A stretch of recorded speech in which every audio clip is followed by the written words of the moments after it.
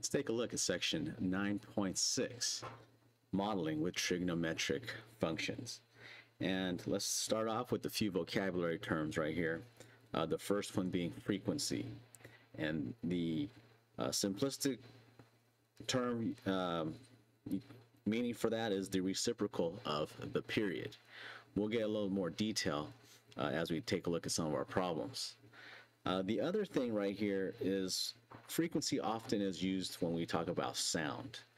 And when we think about sound and some of these waves, because when we talk or when we have these sine and cosine waves, we use those frequently when we talk about the sound that a certain, like a human makes, or versus like the wave that the sound and noises of a cricket or a whale. They're all going to be different, and that's how we can distinguish one from the other visually and mathematically.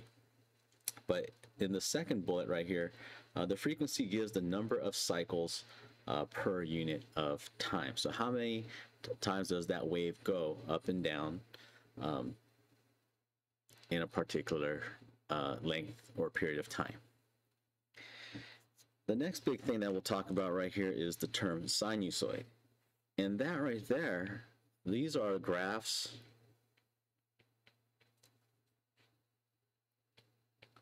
of sine and cosine functions. And so what the main thing we're going to look at in this section is taking a sinusoid and trying to figure out what is the equation of the graph or the sinusoid.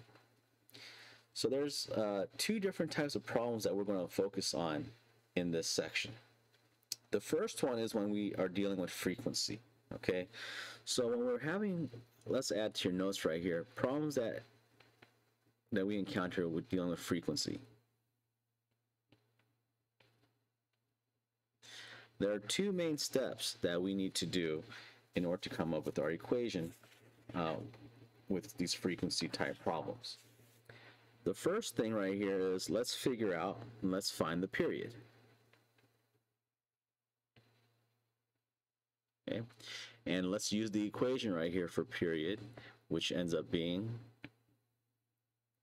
I'll put period is equal to 2 pi over b. All right, so either we need to figure out what b is, or we need to find the period. Okay, they might give you the period and then that allows us to find b, or they give us b and then hey, then we know what the period of our function will be. The second thing right here is finding the frequency.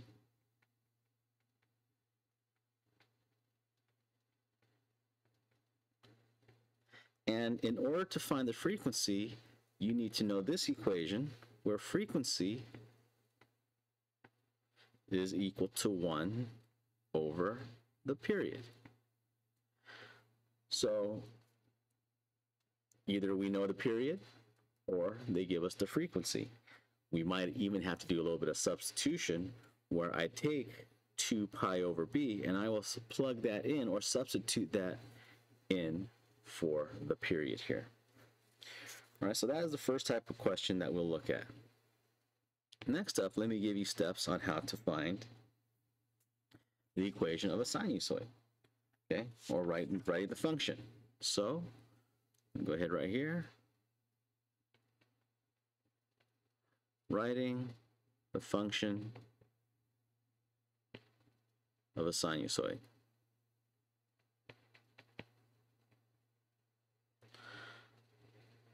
So in this type of question right here, we have 5 different steps. The first one, let's go ahead and let's find the amplitude.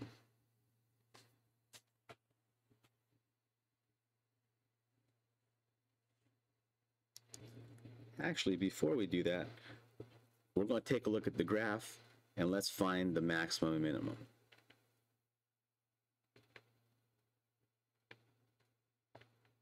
So we want to know how high, how low our function ends up being. Then in step 2, we're going to want to write here, identify the vertical shift.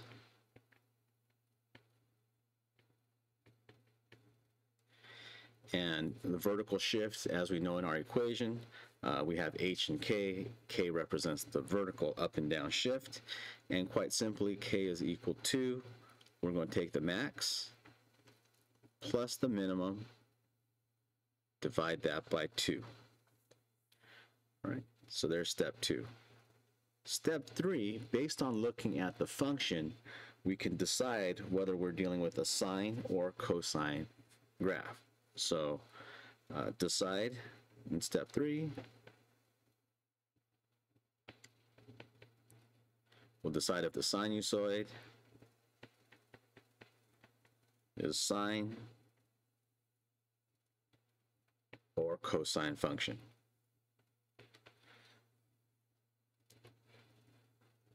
Now, as we decide whether it's a sine or cosine function, looking at the sinusoid, you should also figure out, well, is there a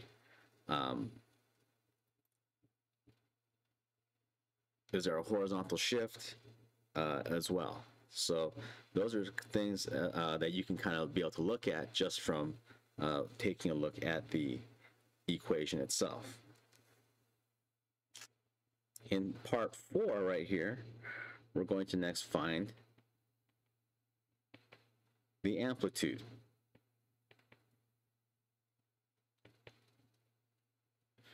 Okay, and then we have the equation for that you need to make sure you have memorized.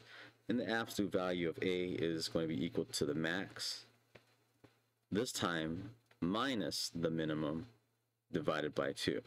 And whatever answer you get, you take the absolute value of it, and you'll be able to figure out your amplitude.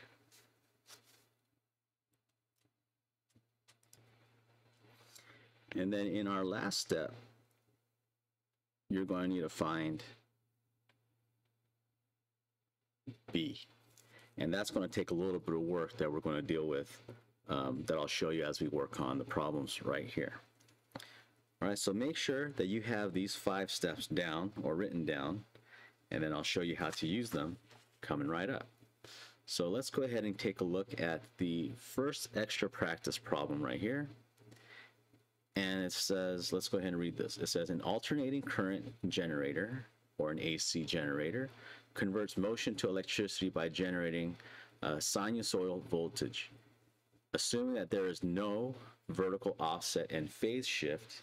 So if there's no vertical offset or phase shift, it's not moving up or down. It's not going left to right. Okay. The voltage oscillates between negative 170 volts and positive 170 volts with a frequency of 60 hertz. And then we're going to write the graph and sine model that gives the voltage V as a function of the time t in seconds. So let's start off, just to help us kind of understand what's going on is, well, let's draw this. So here we have our function, and it's saying that there's no vertical offset, right, or phase shift. So that means that typically in a sine function, it starts right here at the origin or at 0, 0. Okay, so we'll start off with that right here. We could determine based on what they tell us by the voltage oscillation that we have, it goes all the way up to 170, it goes all the way down to negative 170. All right, so that tells us right here, all right, we have our maximum, we have our minimum. All right, so hopefully all that part right there makes some sense. So if we start off with part 1, let's find the max. We have the minimum.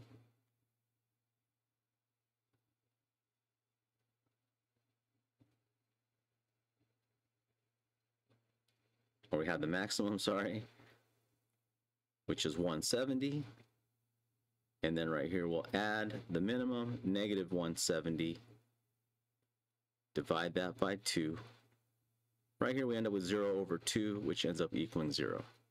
So once again, mathematically, hey, that shows us right here that we have ourselves we know that the middle, there's no shifting. That right there is k, and k is equal to 0. Okay, so that's why that blue dot is appropriate. So now that we have that, let's go ahead, and we know that this is a sine function, right? So if it's sine, it's going to go up, it's going to go down, and back up, right? That is our sine function. And we have right here 5 critical points.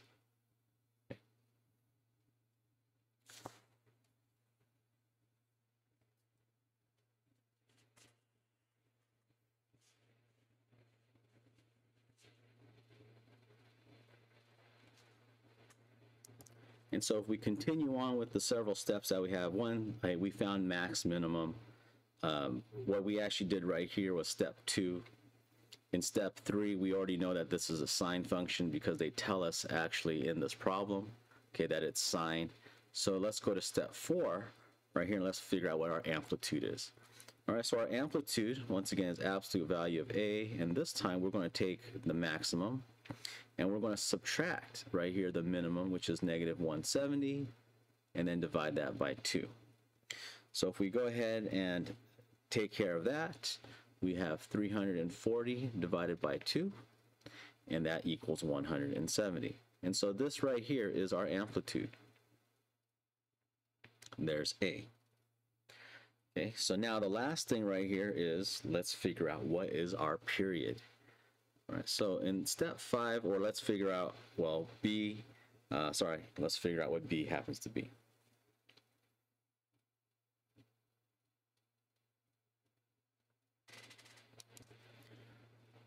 Okay, so this is where we have to deal with several steps.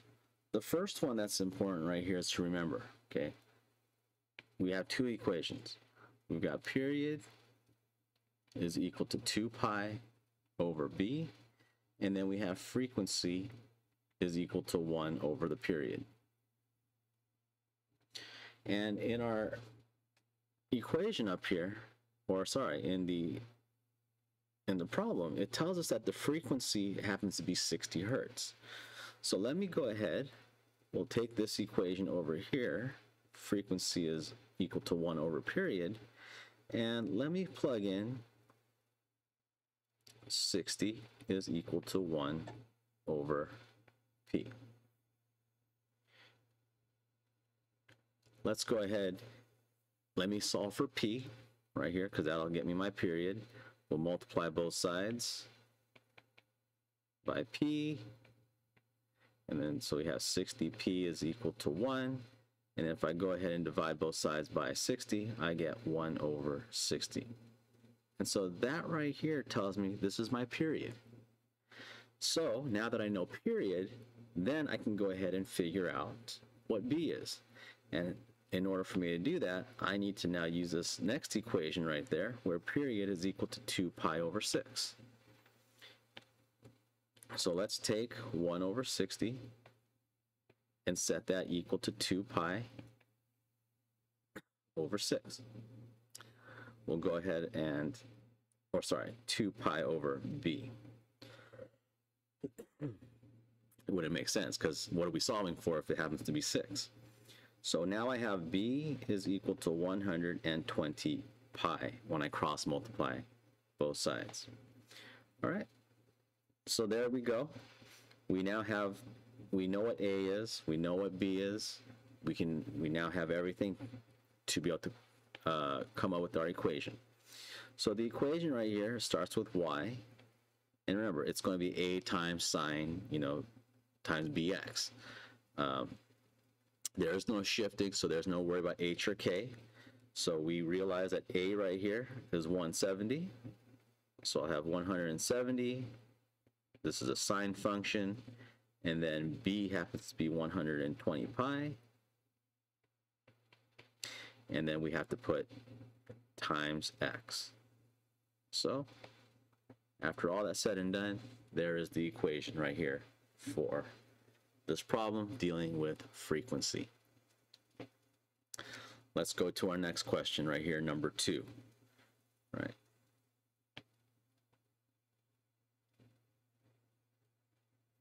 So it says write the function of the sinusoid right here on number 2. And let's pretty much go through the same steps that we just did in problem 1. We're not dealing with frequency, but we should be able to figure out what the frequency happens to be right here. So let's find out right here first. Let's go through the steps. 1, we have the maximum, and it looks like it goes all the way up right here to 2, and it goes all the way down here to -2. Right, so max is 2, minimum -2. All right, so we have step 1 out of the way. Step 2, remember from here we want to figure out, well, is there some vertical shift? So let's go ahead. We got our equation for k is equal to, we'll take the maximum. Let's make sure that right there should be 2. So it's going to be maximum right here plus the minimum divided by 2. And right here we end up with 0 over 2, which is 0. So there is no shift, vertical shift up or down. And so this point right here at 0, 0, that right there is what we have. That's where it starts. And so remember, we're supposed to have 5 points. I'll go ahead and highlight those right here. And those 5 points I now have. One of the problems right here is that I don't know how long the period is. They don't give me that type of enough information. So one of the things I will have to do in this problem is figure out the period. We'll get to that shortly. So let's continue on with our 5-step program here. In step number 3, if I look at the function, it starts right here at the origin and it goes all the way up and it goes back down and then it comes back up right here. And so that would be an example of your sine function. So I'm going to be making a sine function right here. In step number 4, let's go ahead and figure out what's our amplitude. The absolute value of A. We take the maximum, and this time we're going to subtract the minimum divided by 2. 4 divided by 2 gets me 2. So A right here is 2. So another key important fact that we need to know for our problem. So now that leads us to part 5, where we need to figure out, well, what exactly is B? Okay, so what am I going to have to do here? First off, we need to realize, hey, the period is equal to 2 pi over B. Okay, we've got our equations, right? We have period is equal to 2 pi over B. We also need to realize, okay, we have frequency, and we might need to know that. We may not. Actually, we'll skip that part right here. But if I got to figure out what is the period, well, how am I going to do that? Right? How is that going to be possible right here?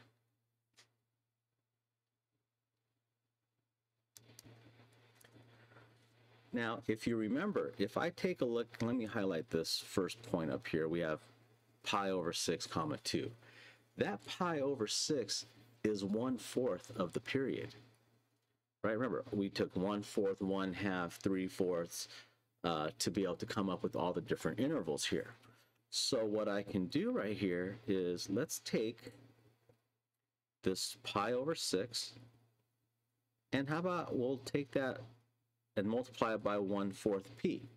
Because if I take 1/4 of the period, that will get me pi over 6. All right, so, or we could put p over 4. That's the same thing right here. That's the same as 1/4 times p, right? So now, let me go ahead and cross multiply, and I have 6p is equal to 4 pi, and divide both sides by 6 at this point. And p is now equal to 2 pi over 3 when I go ahead and simplify that, right? And that is the period. Not too hard. We just have to use our brain right here and put everything together. All right, so now that we have that, I can go ahead and take this period, plug it into our equation, and I now have 2 pi over 3, and that's equal to 2 pi over b. So I did some substitution. Okay, I took this and I substituted it in there. And that's why I have the colors as is. And we'll go ahead and cross multiply. So I have 2 pi times b is equal to 6 pi. Let's divide both sides by 2 pi.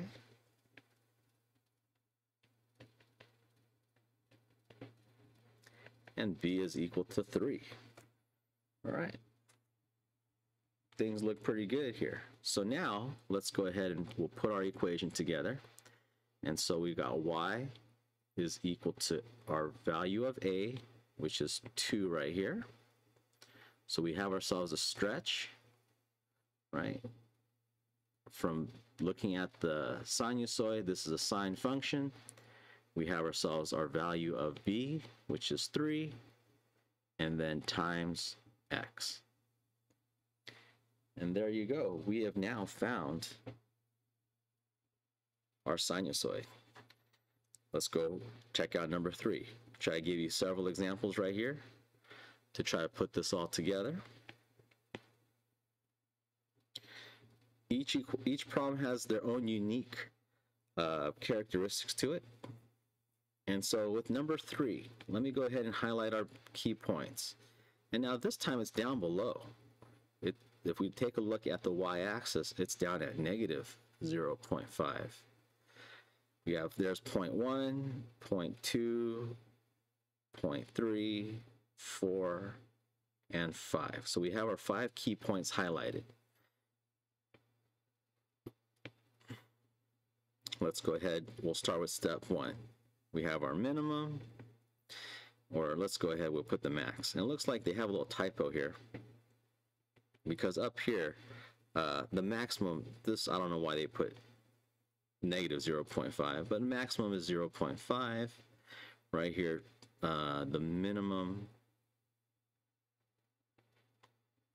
is negative 0.5. So there's part 1. So in part 2, let's figure out what k is, if there's any vertical shift. And so we take the max right here plus the minimum divided by 2. We get 0 over 2, which is 0. So there is no vertical shift. Step 3, we now have, let's figure out at this point what a is. So we have our amplitude, we take 0.5 minus 0.5, and we divide that by 2, and this gets us 1/2. So that right there is our value for a. Next up, part 4. Or actually, that was part 4. Let's go back to what actually should be part 3. So this right here is part 4.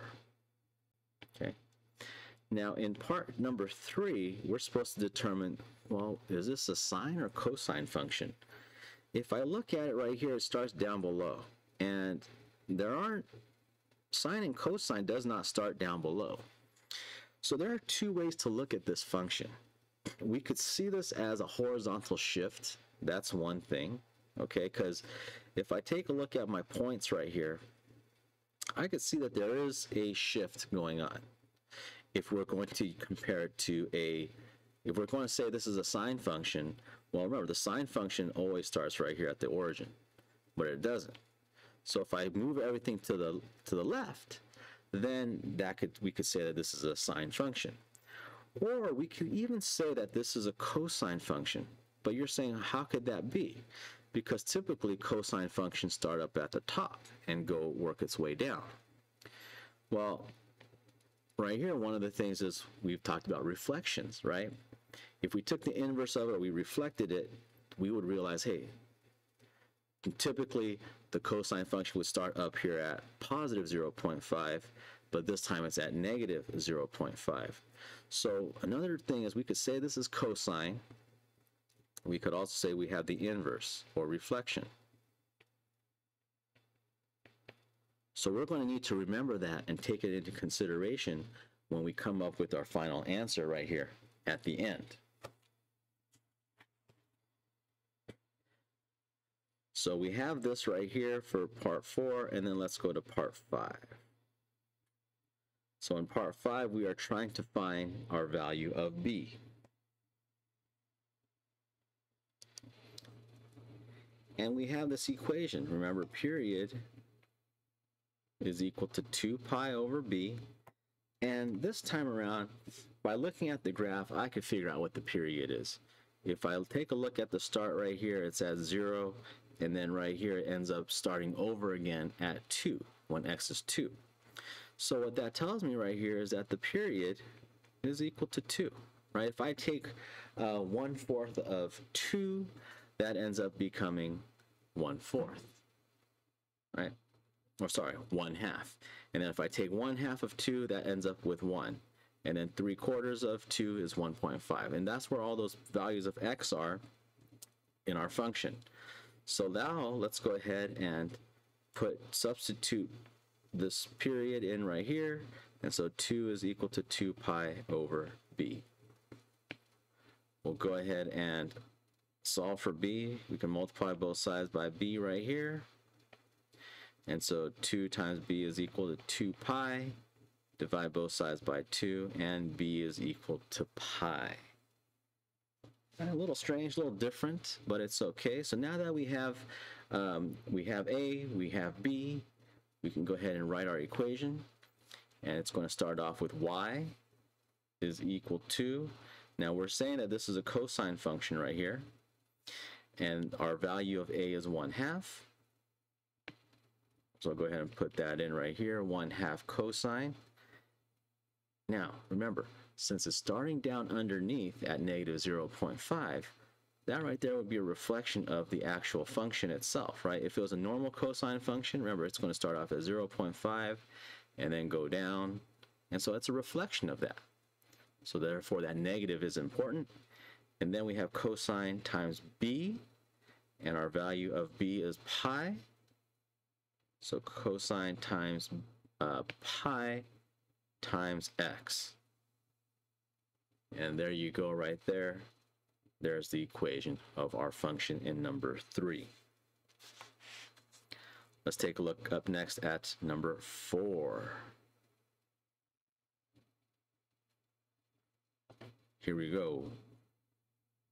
Let's try, as we're getting a little more pro at this, we can maybe hopefully pick up the pace. Now we could see things are a little different here, right? I could look and draw a line up at the top. That would be your maximum. Down right here would be your minimum. And it's, so let's go ahead. We have max is equal to our value, looks like 5. Our minimum is equal to 1. So in step 2, let's go ahead. We'll take maximum plus the minimum. And right here, remember, we are trying to find k. We divide it by 2, and this time we actually do have a value of k, and it's 3.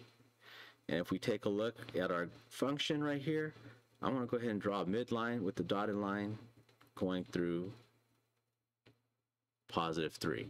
And that definitely looks like the middle of our function right here. So then let's go ahead, step 3. If I start right here at the middle, which happens to be at 0,3, or sorry, yeah, 0,3, and then it goes downwards. All right, it's going down, and then it's going to go back up before it goes back up again. And so right there, remember, what starts right at the middle or at the midline? We should be familiar with the fact that that happens to be a sine function. Right, so kind of like number 3, this is sine, but we have a reflection. So we need that, and that's important for us so that we can make sure we use the right sign, and we plug in negative in when we put our equation together for a right here, right? So that leads us to our next step, 4, so we can figure out our amplitude. And we take our maximum minus the minimum divided by 2. And so we got 4 over 2, which happens to equal to 2. So there's our amplitude right there. Next up, part 5. Okay, so let's see. Do they give us enough information to figure out the period? And I see we start right here at 0. Once again, it goes down, up, and then right here. Okay, and then it repeats itself, right? So that's one period. Let me fix this one part. We don't need that. Let me re-highlight one period, and it looks like, right, one period, the period happens to equal to 4. All right, so if period is 4, right, I'm basing that off looking at the sinusoid. Let's go ahead right here. We'll come up with my equation. 4 is equal to 2 pi over b. So now we're going to go ahead and solve for b.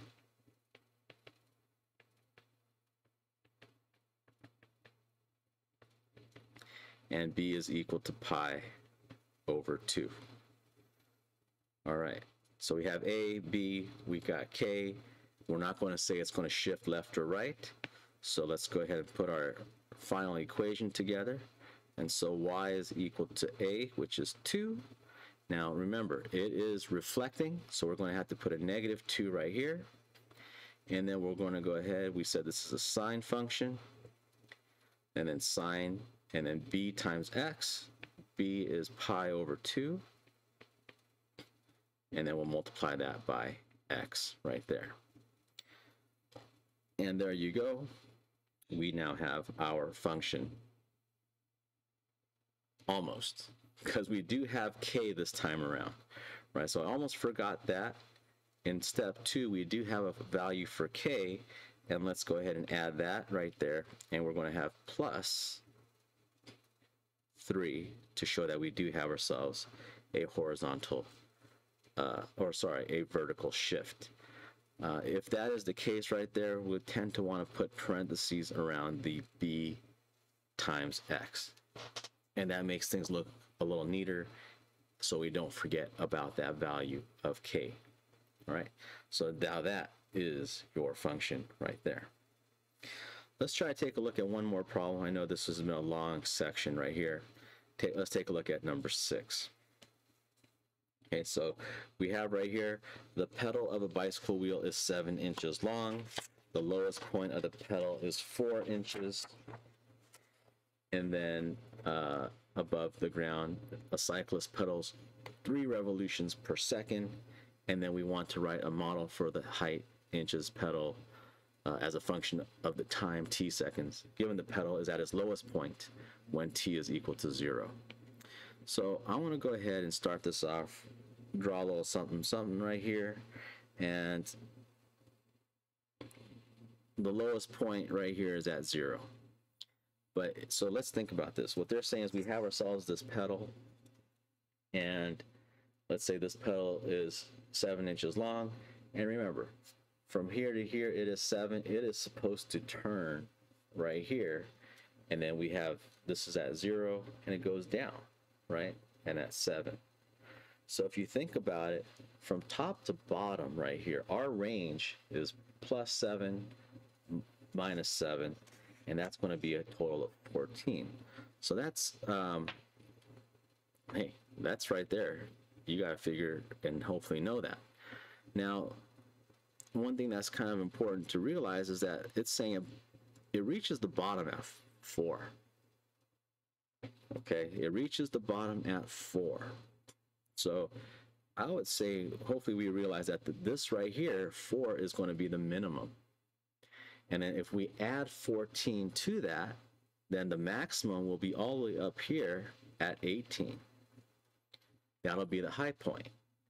Low point is at 4, right? If we think about the pedal, low point is at 4, high point right here is at 18. So let's see right here, we got max and min. If we go through the steps, max 18, minimum is equal to 4. So let's go ahead and figure out what k is. 18 plus 4 divided by 2.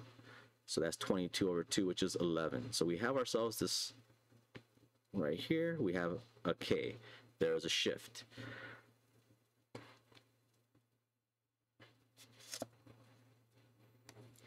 And that shift, or where that happens to be, remember, that's going to be our midline. So this right here, I'll go ahead and put as 11. I'll go ahead and draw a little dotted line right there as the midline. So part 3 is we have to determine, well, what type of a function is this? Now, if they tell us that 4 is at the lowest, it's, you know, it's above ground, how about we just start right there? So I'm going to go ahead right here, put that as, put a point right there at 0, 4, and that'll be the low point, and then as you start pedaling, it's going to go up. And then it's going to go up some more, it's going to go down, and then it goes back down before it starts over. Okay, so if we take a look at this function, once again, this happens to be, looks like it's a cosine function, right? Instead of starting at the midline, we're going to say it starts right here at the bottom. So we got ourselves cosine. Also, once again, since it's not starting at the top, it's starting at the bottom, we have ourselves the inverse or reflection. So let's remember that when we put our final equation together. So next up, step 4, let's figure out what A is, and A is equal to the maximum minus the minimum divided by 2, so that gets us 14 over 2, which is 7, right? So we now officially know that it is 7, but we do know that from kind of based off of the information at the beginning of the equation. So now, step 5. Okay, so this is where things get interesting. In the problem, it says a cyclist pedals 3 revolutions per second. Okay, so it's saying that in 1 second it goes around 3 times. But how many revolutions does it actually go around? It actually, if you think about it, remember, think about this. If we have our initial and then we go right here counterclockwise and we go back through, in radians, this happens to be 2 pi. So let's remember this. 1 revolution is equal to 2 pi. All right, so if we realize that, then if it goes around 3 revolutions in 1 second, that actually tells us that it goes around a total of 6 pi, right? If we're dealing with 3 revolutions per second. All right, so what does that mean to all of us, right? How about this?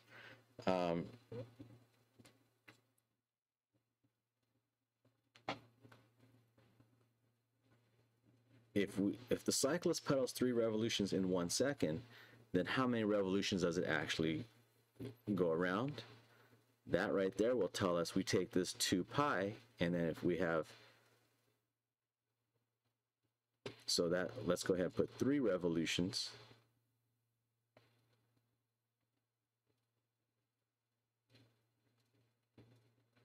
Would be 2 pi times 3, and that would be a total of 6 pi right there.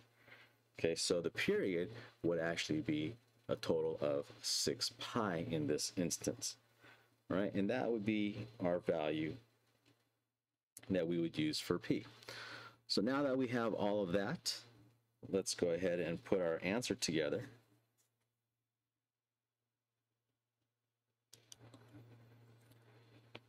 And so y, this is equal to, we have a, which is 7. Now remember, we said that we have a reflection here, so we're going to put negative 7 times cosine, and then b right here will be representative of the 6 pi. So we have 6 pi, and instead of x, we're using the variable t right here in seconds. And then because the pedal is actually already going to be 11 inches, we're going to go ahead and put plus 11 as representing as a representation of our vertical shift. All right, so there you have everything right there. I know it's been a long section. Make sure you go over things. Okay, this is a very important section. It's critical, being able to take a look at a sinusoid and come up with that equation. Hopefully you found that this to be useful. Make sure, hey, subscribe, like, Appreciate it. Thank you very much.